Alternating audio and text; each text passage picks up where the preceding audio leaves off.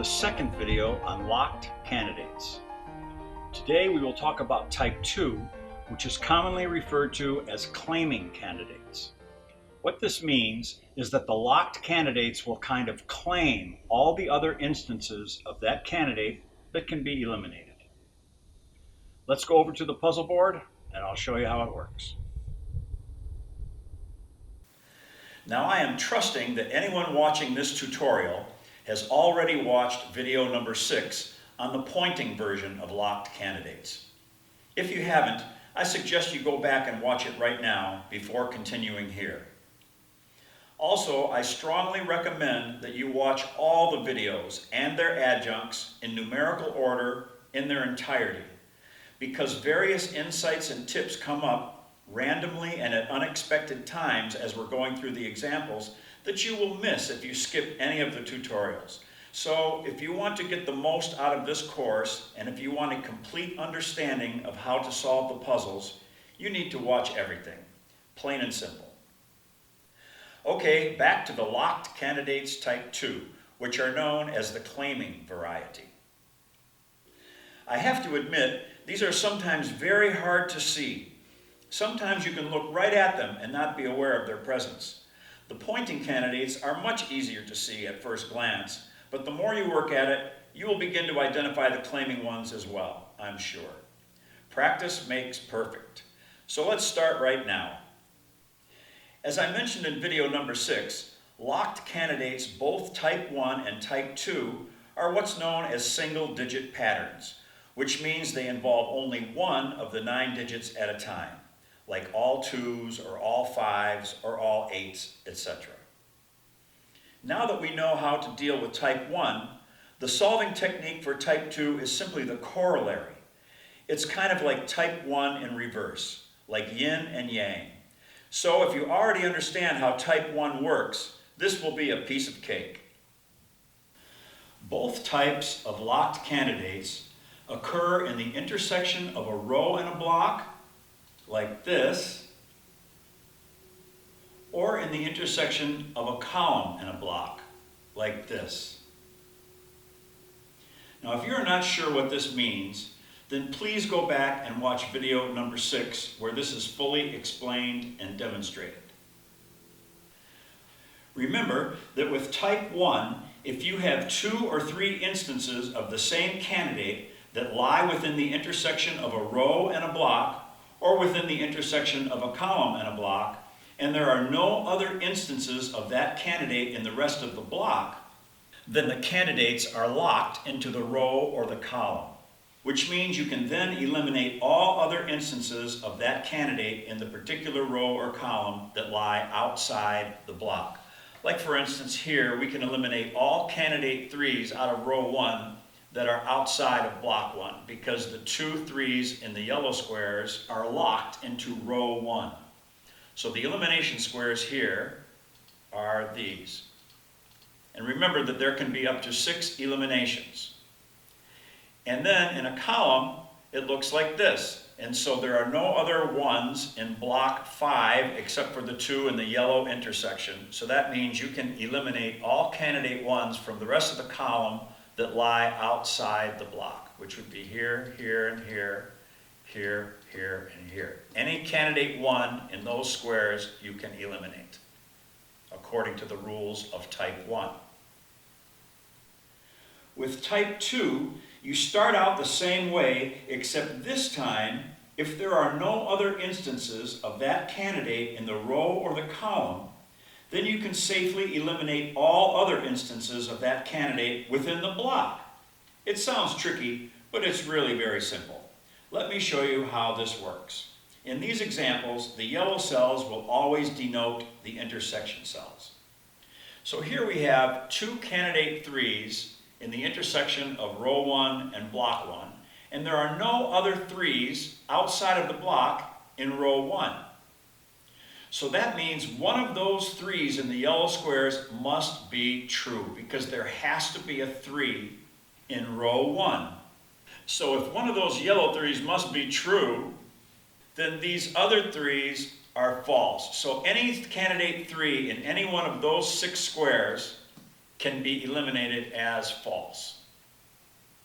And likewise, in this example, because there are 3 ones in the intersection cells, the yellow cells, that means one of them has to be true because there are no other candidate 1s in column 6 except for in the yellow cells, which means you can safely eliminate all the other ones in that block, like that. These locked candidates are said to be claiming the other instances of the same candidate that must all be false, and can therefore be eliminated with confidence. Think of the candidates in the yellow cells as kind of owning the other candidates in the block. But if there are other instances of that candidate in both the row and the block, like this, or in both the column and the block, like this, then the candidates in the intersection cells are not really locked. Understood? Good. Notice that if there are only 2 locked candidates in the yellow intersection cells, like this, and there are no other instances of that candidate in the row or the column, then there is a conventional strong link between those 2 candidates, which further means that one of them must be true and the other must be false. They are a conjugate pair. There is a strong link between these 2 3s with respect to row 1, so we know one of them has to be true.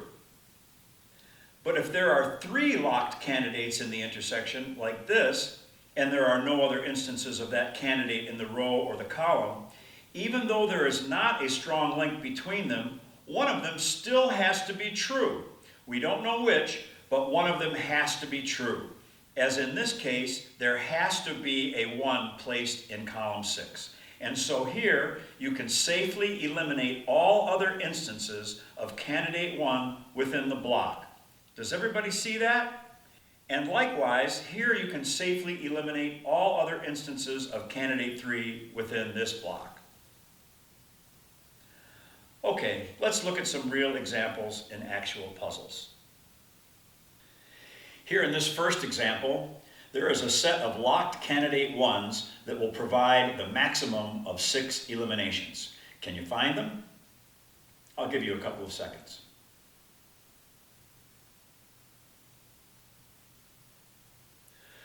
Well, if we turn on the filters for candidate 1, we see that there are exactly 2 candidate 1s in row 5, and they are contained completely within block 5. And since they are the only 2 candidate 1s in row 5, one of them must be true because there's a strong link between them. One must be true and one must be false because there has to be a 1 in row 5. So because of that, because one of those has to be true, we can safely eliminate all other candidate 1s within block 5, and there are all 6. We have 1 here, here, here, here, here, here. All those candidate 1s in the red cells are false, and so you can eliminate all 6 of them.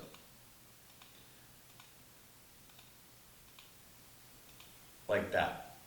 Okay, let's go to the next one. All right, here let's take a look at candidate 7, and let's just highlight them right away. And if you look in column 4, you will see that there are 3 candidate 7s down in block 8, and in the rest of the column there are no other candidate 7s, which means one of those 3 7s must be true. So let's highlight them.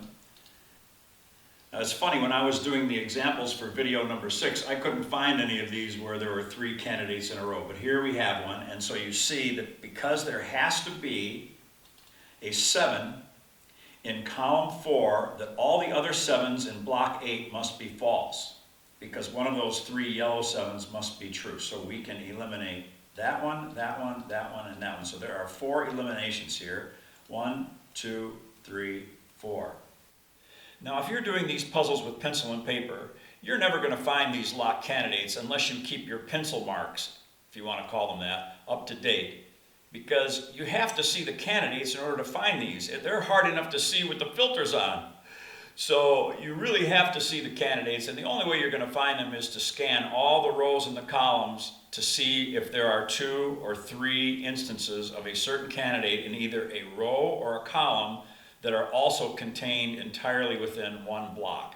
And then you're going to have either type 1 or type 2 eliminations.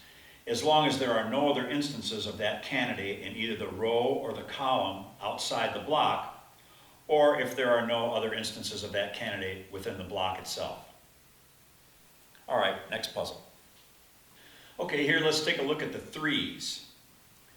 Up in row 3, can you see that there are just 2 candidate 3s there in block 1 and that there are no other 3s in the rest of that row? Let's take a look. There's one here and one here. Okay, so there are no other candidate 3s in row 3. So that means those 2 3s are a conjugate pair. There's a strong link between them. One of them has to be true, one has to be false, which further means that they are going to claim all the other 3s in that block because they cannot be true. And so they're here, here, here, and here. So we can eliminate those 4 3s as being false. Okay, next. Okay, here let's take a look at the 9s. And look in column 1. And you will see that there are 2 9s in block 4 and that there are no other 9s in that column. So let's turn on the filters. And you see them there? The 2 9s are the only 2 9s in column 1, so one of them has to be true. So again, let's light them up. And again, they're going to claim, and here there are 5. They're going to claim all those 5 9s in the rest of the block because there are no other 9s in the column. So that means the rest of the candidate 9s in the block are false. So we eliminate 1, 2, 3, 4, 5. Okay, next puzzle. Let's take a look at the 2s in this puzzle. And you will see in column 2, there are exactly 2 candidate 2s in block 1, and there are no other 2s in that column because all the other 6 cells are filled in with placements already. So that means that you can eliminate the other 2s from that block that are not in the column. So the locked candidate 2s are here and here, and the elimination cells are here and here. There are only 2 this time, but they can both be eliminated as false. Those 2s cannot be true. And as you can see, there's also the same situation for the 9s here. There are no other candidate 9s in the column either, and what that's called, that 2 9 and 2 9, is a locked pair, and we'll learn more about those in video 8. But let's get rid of those colors for a second, and we'll see that on the filters for the 2s, there's only 2 2s in that column, and we'll put the filters on the 9s, and it's the same thing. But the 9s here do not provide any eliminations. But as I said, we'll learn more about the consequences and the ramifications of those locked pairs when we get to video 8. Okay, next puzzle. Okay, let's test your eyes this time. There are 3 9s in this puzzle that will claim some other candidate 9s as being false. Can you find them? Just using your eyes, of course. Well, let's turn on the filter for 9. Let's see if you can find them now. Can you find them now? They're still hard to see. I'm telling you, these are much more difficult to find than the pointing variety. Anyway, look in row 2 and you will see that there are 3 9s in a row. Boom, boom, boom. And you will see that there are no other candidate 9s in row 2. Therefore, all the other candidate 9s in block 1 that are not in the row, that are not in row 2, can be eliminated as false. And so there are 1, 2, 3, 4 of them. So you can eliminate all 4 of those. Is everybody getting the hang of this? I hope so. Okay, let's do another one. Here, let's take a look at candidate 8. And you will see in column 5, there are only 2 candidate 8s, and they lie within block 2. Let's turn on the filter. And there they are. So let's light them up. And so that means they rule block 2, and so you can eliminate all other candidate 8s from block 2 as being false. There they are, those 3. So get rid of those 3 8s, and away we go. All right, let's take a look at candidate 1 up in row 1. We see that there is a conjugate pair there, here and here, and there are no other ones in row 1. So that means those 2 ones, they rule that block. They rule block 1. And so you can eliminate all the other ones, and there are 4 of them. 1, 2, 3, 4. So you just get rid of those as being false. Okay, let's take a look at these 2 5s here in row 6. Let's turn on the filters, and there they are. There's your locked candidates, here and here. And so there are no other 5s in row 6, which means all the other 5s in block 5 are false. So 1, 2, 3, 4, 5 of them. So you take your mouse and you get rid of all 5 of those.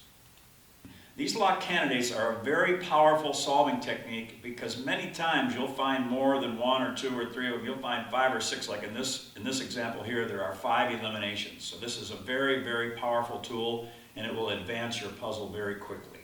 So you really need to keep your eye out for these at all times. Both types, type 1 and type 2. Okay, let's do a few more and then we'll wrap this up for today. In row 5, you will see that there are 3 6s. And there are no other 6s in row 5 except for in block 5. So we know that one of those 6s must be true because there has to be a 6 in row 5. Therefore, all the other 6s in block 5 must be false, and here there are 4 of them. So you eliminate all 4 of those. All right, let's go to the next one. Here we want to take a look at candidate 8 in column 7. And so what's happening there is there are 3 in a row pointing upwards, but there's nothing up there, so that means you can eliminate those in the block. So without coloring them in, we can eliminate that 8 and that 8 and that 8. Okay? Here in this puzzle, let's take a look at the 2s and look in row 4. In block 6, you'll see that there are 2 2s in row 4. They're the only 2 2s in row 4, and they're contained entirely within block 6. So we know that all the other 2s in block 6 will be false. And here there are 3 of them. So you eliminate that one, and that one. And lastly, let's take a look at candidate 2 once again, but this time let's look in column 6. Let's turn on the filter. We see that there are only 2 2s in column 6, so we know that one of those has to be true because there has to be a 2 in column 6. So therefore, all those other 2s up there in block 2 are false. So there are 4 of them this time, and you eliminate all 4. Okay? Okay, I think that's enough examples for today. We'll do some more in the adjunct video. So to sum up, when you have 2 or 3 instances of the same candidate that lie in the intersection of a row and a block, or in the intersection of a column and a block, and that candidate does not appear anywhere else in the row or the column, then you can eliminate all other instances of that candidate within the block. This is the configuration for locked candidates type 2, known as claiming locked candidates. And that's it. So let's go back outside and finish up. If you'd like to see some more examples of these claiming locked candidates, be sure to watch video number 7A. Okay, that's it for today. Thanks for watching, and I'll see you in video number 8. The first of several tutorials about hidden, naked, and locked subsets. Till then, be well and be happy.